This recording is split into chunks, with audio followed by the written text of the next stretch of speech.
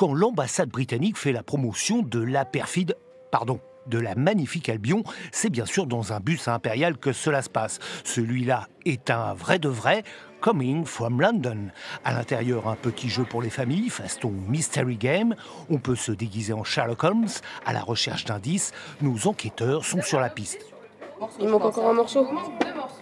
Deux morceaux. À l'extérieur, un gazon synthétique pour s'initier au plaisir du croquet.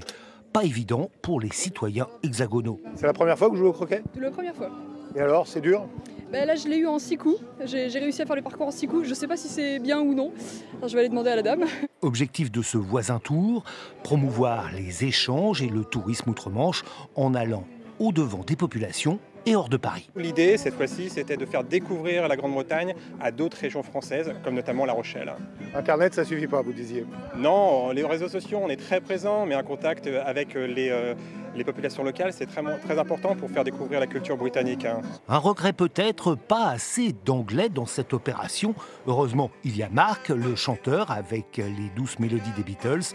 Pour lui, le principal attrait de son pays, c'est l'humour british. Définition. C'est ne pas avoir peur du ridicule. Voilà, c'est très important. Nous, on aime bien ça.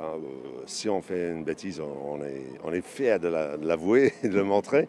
Et je pense qu'on a l'autocritique. Il ne faut pas trop se prendre au sérieux. C'est très important. Il n'y a que quand les Français se moquent de vous que vous riez moins, en fait. Moi, j'adore. Alors, on ne se moquera pas de questions football. Ils pourraient rire de nous au rugby. Ou mieux, rions ensemble, dear friends.